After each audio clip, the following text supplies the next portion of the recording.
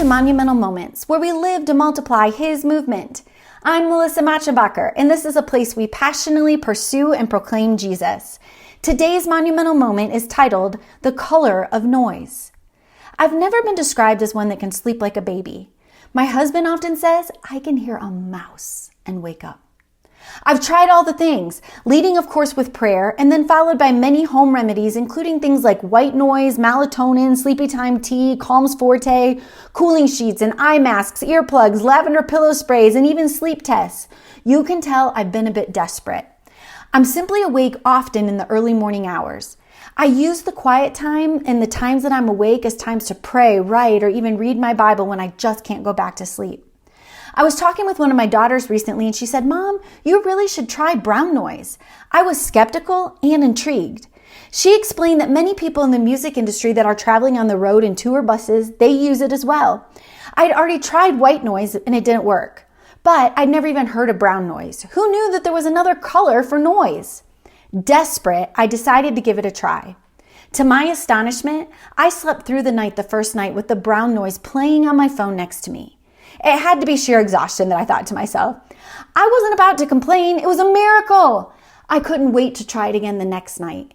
What? It worked again and then again. It's now part of my nightly routine. Glasses off, brown noise on. It doesn't always keep me asleep, but it significantly helps. I decided to do a little research on brown noise. I've heard of white noise, but nothing beyond that. Apparently, there's something known as the colors of noise, or the noise spectrum. In doing a deeper investigation, I now know beyond just general noise, there's white, pink, brown, green, blue, gray, violet, black, and red noise. I probably even missed a few colors along the way.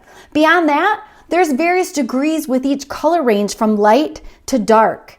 Each color of noise is characterized by a unique frequency distribution and a perceived sound.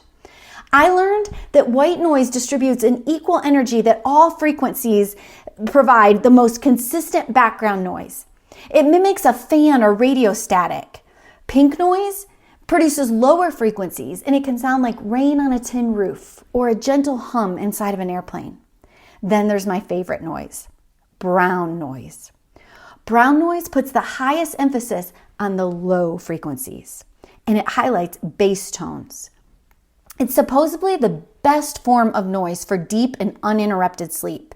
It mimics the sound of rumbling thunder. That may explain it.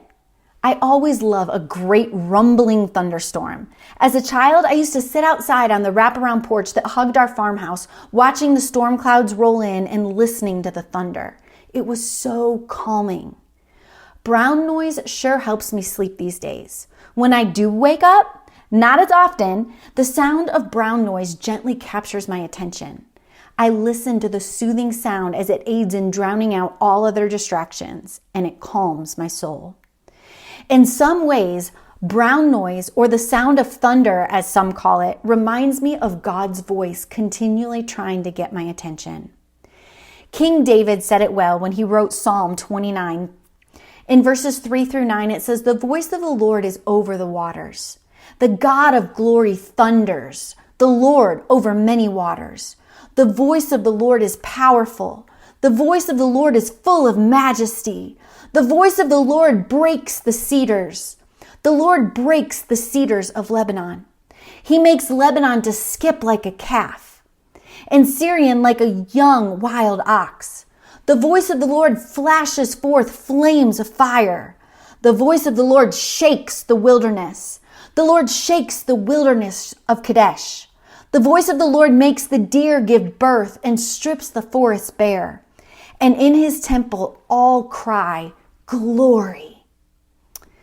One of Job's friends proclaims God's majesty in Job 37, 2 through 5, as he says, Keep listening to the thunder of his voice and the rumbling that comes from his mouth.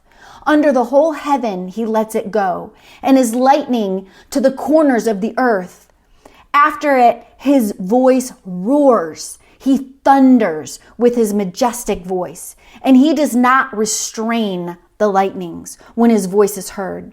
God thunders wondrously with his voice. He does great things that we cannot comprehend.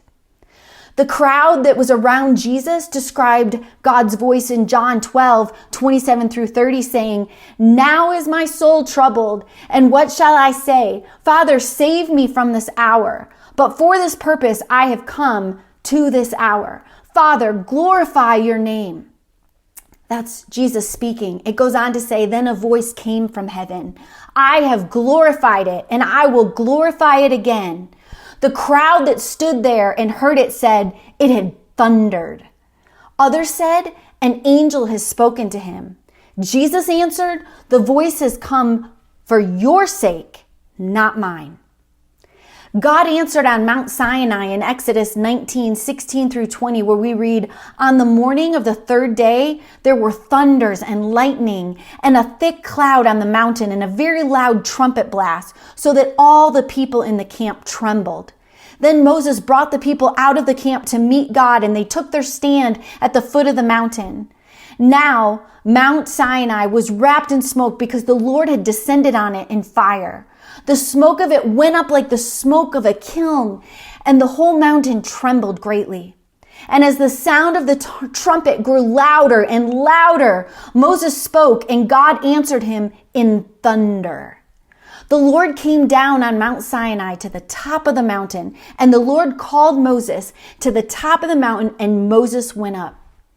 Sometimes to get our attention, the Lord needs to drown out all other distractions with his voice that sounds like thunder. Listen in intently. How is God trying to capture your attention and speak to you? Silence the noise, no matter how colorful, and lean in. Don't make God compete against the array of the sights and sounds that are around you. How can you make monumental moments and live to multiply his movement today?